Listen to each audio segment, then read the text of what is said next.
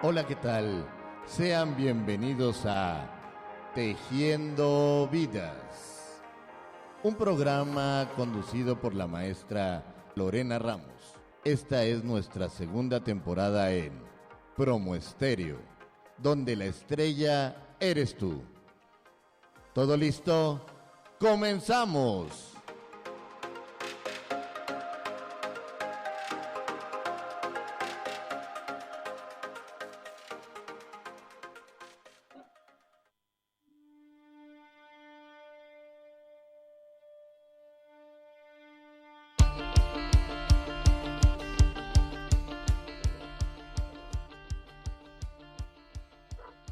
Hola, ¿qué tal amigos? Bienvenidos a su programa Tejiendo Vidas, tercera temporada con cambio de horario y bueno, con muchos nuevos proyectos, nuevos temas y con una nueva imagen. Ya les iré platicando de a poco. Pues sean bienvenidos. Les comento que aquí en la Ciudad de México es una verdadera locura.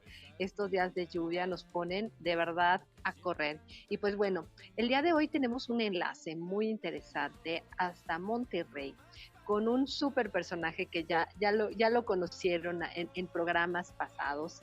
Pero bueno, el día de hoy vamos a hablar de un tema que desde que me mandó su reportaje a mí me dejó realmente preocupada, así como muchos temas que hemos ido abordando.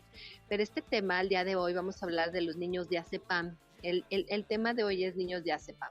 Cuando escuchas el tema de niños de ACEPAM, te imaginas también como el tema de los niños que actualmente, tanto niños, niñas, jóvenes, están tomando medicamentos, ¿no? Todos estos temas de ansiedad, depresión y demás. Pues bueno, en otro momento abordaremos ese tema, pero el día de hoy vamos a hablar de los niños Niacepan en el contexto de los niños y niñas que están en situación de calle y que son utilizados por diversas personas con fines malévolos y terribles. Y bueno, pues ya iremos platicando con nuestro especialista que anda por ahí, ahorita lo presentamos, pero yo antes de empezar a presentarlo, les quería platicar un poco de lo que yo empecé a investigar con respecto a los niños de la calle en la Ciudad de México, todo el contexto y toda la problemática de estos menores, no, ya no son menores, de niños y niñas. El pasado 3 de mayo en 2017, el Fondo de las Naciones Unidas, UNICEF, presentó un informe anual en 2016 donde hablaba de la situación de niños y niñas adolescentes, de los cuales 21 millones en condiciones de pobreza. Para empezar, hay que contextualizar la pobreza en la que viven estos menores, ¿no? Existen 14.322 niños que viven y trabajan en la calle de la Ciudad de México. Estos datos no son ni siquiera precisos, tampoco hay datos muy actuales. De acuerdo, esta es una investigación del 2000 del Sistema para el Desarrollo Integral de la Familia UNICEF. Esto estamos hablando en Ciudad de México. Evidentemente, las formas en las que se están presentando estos casos se concentran en algunos estados en particular, entre ellos Ciudad de México, Guadalajara, y por aquí había encontrado otro estado donde más era donde se estaba presentando esta situación. Hay criterios que deben de tomarse en cuenta, ya que varios de estos niños evidentemente encuentran la calle este, como falta de redes de apoyo, cuando ya resulta de un contexto muy calle y de lo que son víctimas en toda esta situación. Miren, aquí encontré el dato. Eh, eh, las principales ciudades donde están focalizados el tema de los niños de la calle, Ciudad de Jalisco, de verdad aterrador de la situación de los niños, y bueno, pues qué decir de la Ciudad de México, ¿no? También se marcaba otros datos importantes sobre la situación de los niños de la calle que son muy dispersos. De repente hay datos que te dicen que hay 6,000 niños y de repente hay otros que te dicen cantidades estratosféricas de niños en la calle. La verdad es que yo creo que hace falta muchísimo, demasiado por hacer y es justo hoy de lo que nos va a hablar nuestro querido invitado, que yo ahora lo voy a dejar que él se presente, que ya anda por ahí y ya sobre la marcha iremos platicando de todo el tema de políticas públicas, de la propuesta y pues de que evidentemente esta es una forma lamentable de esclavitud moderna con estos niños y estas niñas. Pues, ¿qué tal? Bienvenido, licenciado, ¿cómo estás? ¿Ya andas por ahí, Hugo? ¿Sí me escucha? Allá en la cabina, ¿sí está conectado, Hugo? ¿Me escuchas? ¿Me escucha por Ah, ahí? ya te escuché. Ya me Sí, preocupé, dije, no, pues ya. no, Hola, no. ¿qué tal? ¿Qué tal, Hugo? ¿Cómo estás? Buenas tardes. Bien, gracias a Dios. Desde la hermana República te faltó decir. Desde la hermana República de Monterrey y yo desde la hermana República, mira acá, de Santa Fe, con una vista espectacular y una lluvia terrible. Tenemos un clima ahorita súper complicado. Pero bueno, aquí eh, estamos transmitiendo. muy favorable porque cuando no hay agua no hay vida, Exactamente, pues sí, pero definitivamente. esto está desquiciante un poquito. Pues bueno, el día de hoy ya puse el contexto, un poco hablar de esta problemática terrible y que fue un tema que me pusiste sobre la mesa hace unos días, que hemos platicado de muchos temas y hace unos días les voy a comentar que me tocó escribir en un medio del estado de Tabasco, también un tema que va de la mano y es el embarazo de niñas, ¿no? De 10 a 17 años, también un artículo bastante complejo y preocupante es una red de problemáticas que se van enlazando unas con otras, ¿no? Entonces, Hugo, pues te escuchamos, mi estimado abogado, adelante. Pues buenas tardes, ¿cómo está? Más que nada un saludo a tu auditorio. Felicidades por el premio que sacaste, que lo vuelvo a repetir y a presumir porque es un logro, ¿no? Pero Gracias. mira, el tema que nos, que nos toca hoy de niños de CEPAM es un tema muy triste porque es una realidad, como te comentaba por ahí, se te parte el corazón de en realidad en ver a esos niños, este, muchos de ellos dormidos siempre, muchos de ellos están dormidos, los traen dormidos, Sí, por eso sí, es esa el es nombre, una peculiaridad justo, que tú ves a los niños entre como dormitando todo el tiempo, ¿no? Y es que un niño tiene que así, ser activo y los niños los ves totalmente desvanecidos o los traen como cargados. por eso es el nombre de Yacetam, porque los traen dormidos, prácticamente los traen dormidos, como para que no reaccionen, porque yo estoy casi al 100% seguro que esos niños no pertenecen a esas personas que los traen. Son niños que son o rentados o robados. Así de sencillo. Mencionabas a la UNICEF al principio del programa. Sí, sí, hay Fíjate, cifras de UNICEF, de un estudio que hicieron aquí en la Ciudad de te México. comento, yo hablé con ellos y no me hicieron caso. No me hicieron caso. O sea, no, ni siquiera se dignaron a regresarme una respuesta. Intenté contactar a César Costa, que es un delegado de la UNICEF. Tampoco recibí una contestación de él. Entonces creo que es un problema que tenemos que atacarlo por el lado jurídico. No tenemos otra alternativa. La manera es lo que yo comento, lo que yo la propuesta que a mí se me ocurre es eh, hacer una prueba de ADN, legislar una prueba de ADN obligatoria para todas las personas que traigan un niño en estas condiciones en cualquier parte del país. Que tenga que demostrar por qué lo trae. Bueno, y aún así, Hugo, te voy a decir algo. Son dos factores importantes, o sea, tienes mucha razón. ¿Es tu hijo, no es tu hijo y cómo lo traes? Si es tu hijo, qué terrible también. O sea, cómo es posible que lo traigas en esas circunstancias cuando un niño a esa edad tendría que estar en el colegio y tendría que estar haciendo otro tipo de actividades y no tenerlo desvanecido ahí como los tienen comúnmente? Fíjate que yo escuché hace tiempo un reportaje muy serio que habían hecho justo de que hay lugares donde rentaban a estos niños. O sea, digo, son sospechas, es información que vamos teniendo porque no tenemos el pelo en la mano, ¿no?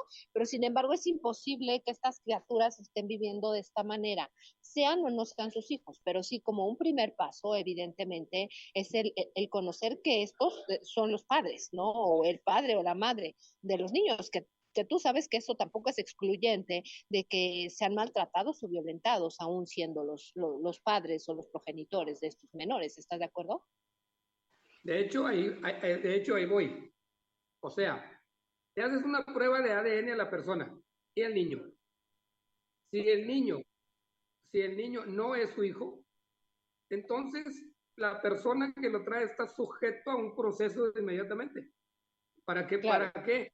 Para que me diga dónde consiguió ese niño, quién se lo rentó, o es que él se lo robó, o qué hizo. O sea, hay que actuar, todo el peso de la ley debe caer sobre esa persona.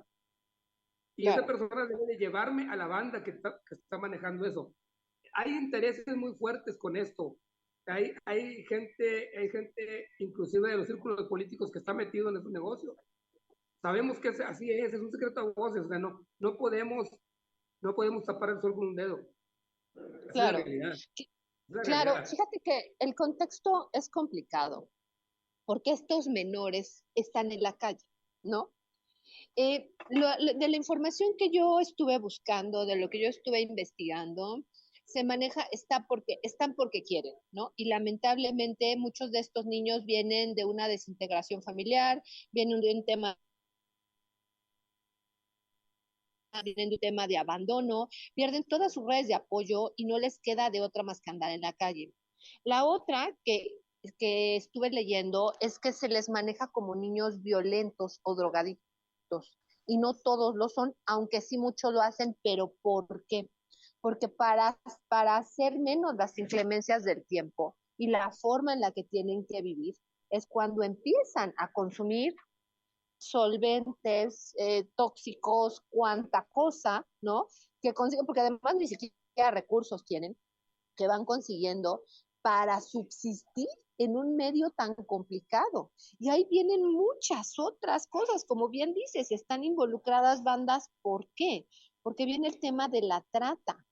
Como te dije, como dije al inicio del programa, es una forma de esclavitud moderna.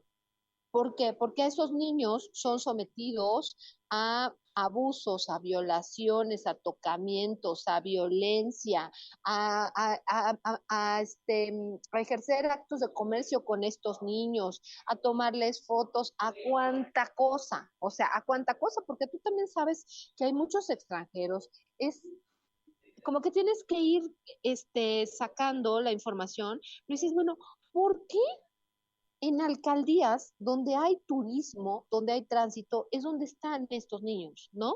O sea, ¿dónde es donde están? Pues donde se les da el negocio, donde algo les tiene que dar de ganancia. Entonces, son varios los factores que intervienen en esta problemática y es una forma terrible de discriminación para estos niños, para estas niñas, porque los niños, imagínate, qué complejo, pero las niñas más aún con los embarazos. Digo, y los niños no están exentos de los abusos sexuales, de las enfermedades de transmisión sexual por ser niñitos, no. Pero las niñas más allá de eso dan vida. ¿Y en qué circunstancias adquieren esos embarazos? Que fue el reportaje que saqué la semana pasada en el medio de Tabasco, ¿no? Donde hablaba de la situación en la que estas mujeres, estas niñas convirtiéndose en mujeres muy pequeñitas de 10 a 17 años, y México en el primer lugar, ¿no? De niñas con embarazos, sorteando la vida ya con un pequeño al lado, y los dos ya con un pase a la pobreza, a la discriminación y a una situación terrible. Pues esa es la situación, Hugo. Definitivamente, licenciada, yo creo que el peor delito que comiten estas personas es un crimen de lesa humanidad. Es la realidad. Están acabando con el futuro de los niños. Así de sencillo, ese es su crimen. Acaban con el futuro de los niños. No los dejan ser personas. No los dejan. Ahora, a la mayoría se los roban. La verdad, se los roban desde recién nacido. Porque hay muchos niños, no sé si has visto, señoritas o señoras o niñas o muchachas que traen al niño en el rebozo. Los niños son recién nacidos o tienen menos de un año. Muy pequeños, sí. O se lo robaron o a lo mejor son de ellas, pero ahí ese problema, cuando ya detectas que el niño es descendiente, o sea, es hijo de la persona que lo trae, entonces tienes que tomar el niño mediante el DIF o mediante un sistema para que ese niño estudie y viva su vida como tiene que vivirla un infante. Y la mamá tiene que irse, mamá o papá tiene que irse a la cárcel y desde ahí, con su trabajo, mantener al niño. Eso es lo que tienen que hacer, para que se reforme también la persona. Ahora, no es solamente culpa de las personas cuando son sus hijos y son mujeres, no es culpa directa de ellas. Muchas veces son víctimas de violación y no les queda otra cosa más que hacer eso, estar pidiendo dinero en la calle con los niños atrás. O sea, son muchas causas, tienen causas sociológicas y psicológicas este problema. No es un problema de que ellas quieran o que los niños se vayan. No, definitivamente no. Ahora, también está cuando los niños o los adolescentes, niños, no sé, desertan de sus casas porque en su casa está el enemigo. Desgraciadamente, en muchos hogares,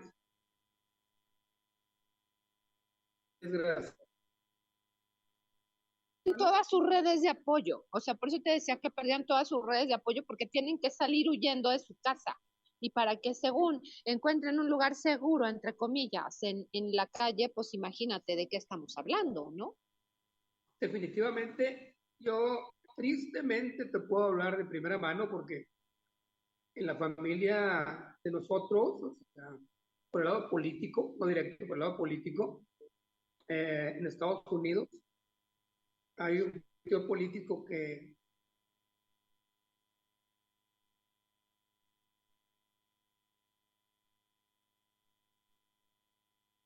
¿sí? Y conozco otra persona por otro lado político también que hacía lo mismo aquí en México, aquí en Nuevo León.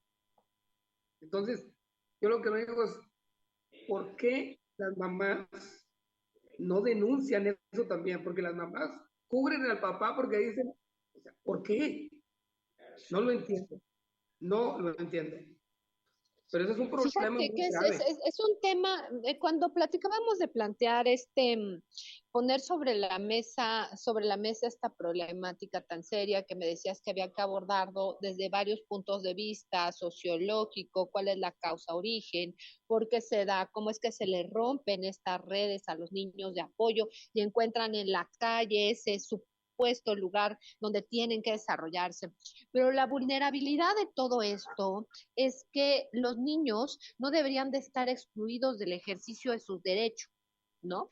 Y son totalmente excluidos de todo tipo de derechos, ¿no? Que como tú dices, desde los principales, ¿no? Su derecho a la salud, su derecho a la intimidad, su derecho a la educación, su derecho a la alimentación, derechos básicos que debería de tener un niño, una niña y que las pierden por completo. Los niños en la calle pierden completamente todos estos derechos y también se les vulnera su derecho a la privacidad, a la integridad como persona y a la propiedad privada, por supuesto, porque son niños que quedan completamente al desnudo, ¿no? Imagínate, y cómo tienen que reaccionar. Y además, al ser niños de la calle, no tienen documentos. No, vamos a la otra situación como autoridades, ¿qué les toca hacer o qué están haciendo? O sea, ya ahorita nos platicarás de esta iniciativa que traías con un diputado y demás, porque estos niños no tienen identificación, no tienen documentos, no tienen la forma de asistir a la escuela, necesitan tener una alimentación adecuada para que la educación pueda hacer lo necesario. Necesitan tener una forma de adquirir su limpieza, de tomar un baño, de dormir correctamente, de comer bien. Es todo un contexto de situaciones que no se les está dando. Y entonces, ¿cómo quieres que los niños sin documentos, sin familia, sin vida, sin nada? Y lo mismo sucede con los grandes, por supuesto. Lo mismo sucede con los adultos y las adultas. O sea, lo mismo sucede cómo van a buscar trabajo, si no se pueden asear, si no se pueden cambiar, si no se pueden limpiar, si dónde duermen. Yo encontré otra información también muy interesante. Refugios donde se supone que están diseñadas para 600 personas y hay 9,000. O sea, están totalmente hacinados, ¿no? De la cantidad y de la necesidad. Entonces, Hugo, qué es lo que hay en Monterrey? Porque en particular tú traías esa propuesta en Monterrey. Bueno, la propuesta nace aquí en el estado, pero obviamente es federal. Es federal porque es un problema de todo el país, es un problema mundial. No nos hagamos, o sea, no nos hagamos la ilusión de que nada más en un estado. No, está en todo el mundo, pero nos toca a nosotros estar focalizando en México. Ahora, este problema tiene muchas implicaciones, tantas que no te das abasto, no te das abasto. Ahora, esta propuesta ya la trae un diputado federal, el diputado Santiago González Soto, diputado federal de Nuevo León, para subirla al estrado, ahí en el Congreso de la Unión. No sabemos si vayan a tener la sensibilidad, la gran mayoría aplanadora morena, de, de tomar en cuenta esta propuesta. Por eso yo lo que hago es aventarla primero a las redes sociales, porque nosotros, la sociedad, somos los que tenemos que arreglar este problema. Las autoridades nos tienen en la mano la solución y no la ejecutan. Esa es la realidad. Ellos tienen en la mano la forma para arreglarlo y no lo hacen. Necesitamos empujarlos. Esa es la realidad. Pero mucha gente tiene miedo de empujarlos, ¿Sabes porque qué, hay muchos Hugo? intereses de por medio. Sí, o sea, te entiendo todo el tema de los intereses, ¿no? De que hay una mafia detrás de esta situación, porque se comercializa con los niños y pues es una forma de adquirir recursos, ¿no? El tener un niño, ahí cualquier persona se acerca y les da las monedas y por supuesto, imagínate pues cuánto no se llevan al día por tener allá las criaturas, dormidas, pero ahora, también hay un tema muy importante y es que no visibilizamos a las personas de la calle. Se tiene que visibilizar porque nadie las ve. Sí, tienes mucha razón, o sea, tiene mucha razón, a veces somos indolentes. Y si uno toma en cuenta esto, de repente es una persona rara, o es una persona que no está en la realidad, porque esta es una realidad cruelmente aceptada, pero yo no la acepto, porque la gente no nació para ser esclavo, nació para ser libre y nació para tener un futuro. Y si no atacamos este problema, nos vamos a quedar sin futuro nosotros, nos vamos a quedar sin futuro en el país, porque ellos son los que van a mover las cosas después. Ahora, muchos de esos niños van a hacer lo mismo que están haciendo con ellos. Y es una causa lógica. Sociológicamente hablando, estas personas reciben un maltrato y ellos lo multiplican. Eso, eso es lo que hay Esto que. es lo que están aprendiendo, sí, sí, sí, sí. Ahorita son receptores, pero en algún momento van a ser generadores. O son receptores y son generadores, porque la forma en la que están viviendo, pues no les va a dejar de otra. Ellos se tienen que defender y tienen que aprender a vivir y a sortear la vida en la calle. Sí, eso es definitivo, Hugo, es muy lamentable. Y sí, encontré muchísima información. Ya tenemos allá nuestro otro participante del programa, que ya sabíamos que iba a intervenir. Se ha de tener algún punto importante por ahí para manifestar este muchacho. Pero sí, encontrábamos otros datos muy interesantes, como que justo esto que estás diciendo, que es el círculo vicioso de la vida en las calles. Para poder ubicar esto necesitamos meternos mucho al contexto de cada uno de los lugares, el tránsito, por qué, si hay turismo, qué es lo que los lleva a hacer todo esto, ¿no? Pero evidentemente este es un círculo vicioso, que como bien lo dices, una cosa lo lleva a la otra, a la otra, a la otra, y es una situación donde no pueden salir porque imagínate una niña en la calle que es abusada, que se embaraza, va a tener un niño de la calle. Entonces ya es la mamá niña de la calle de 10 12 años, ¿no? Con un niño de la calle, con un bebecito pequeñito, que ya en automático compró su pase a la pobreza y a la discriminación y a todo esto. Y otro tema muy importante, Hugo, que yo siempre les hablo, que es la discriminación múltiple, ¿no? En esta problemática vemos una discriminación múltiple terrible. Y no nos basta el tema de las acciones afirmativas, tiene que ir mucho más allá de acciones emergentes y políticas públicas muy bien estudiadas y muy enfocadas, ¿no? Y hay algunos puntos muy importantes, porque para que las políticas puedan funcionar, sobre todo las políticas públicas en esta materia, tienen que tener cierta calidad, cierta pertenencia, relevancia, presupuesto, marco jurídico, transparencia y una visión a futuro. Son algunos de los puntos que deberían de tener estas políticas públicas, además de la mano con todos los temas normativos que nos estás hablando. Quiero hacer un apunte donde hablas de la política pública.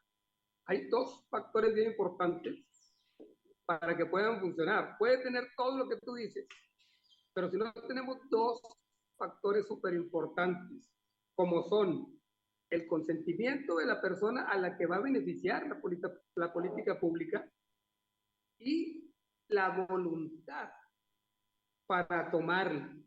Porque, por ejemplo, viene a colación esto por lo siguiente. Tengo también, así un breve para que tengas el contexto.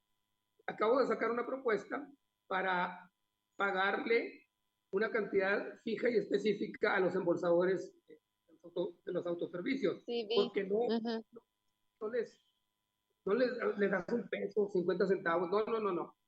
Eso es. Pero tuve algunos comentarios donde me decían, oye, espérame, es que esas personas, a lo mejor no quieren, o a lo mejor esto es esta obligación del supermercado, etcétera, etcétera, muchas cosas. Pero a la conclusión que llegué es que es cierto, a lo mejor estas personas no saben que necesitan ser ayudadas, y tú las ayudas y te van a decir, no, pero espérame, pues a mí no me interesa eso, yo aquí estoy porque quiero, yo hago eso. Desgraciadamente, las personas tenemos un mecanismo de defensa a rechazar lo que nos puede beneficiar. Entonces, eso es muy cierto.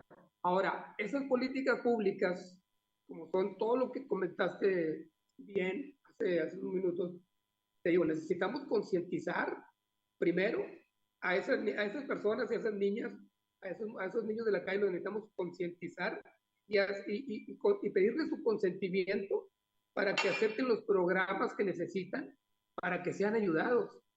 Porque muchos de ellos van creciendo y entonces dicen, no, a mí no me hace falta lo que tú dices porque yo aquí gano 10,000 o 5,000 pesos diarios.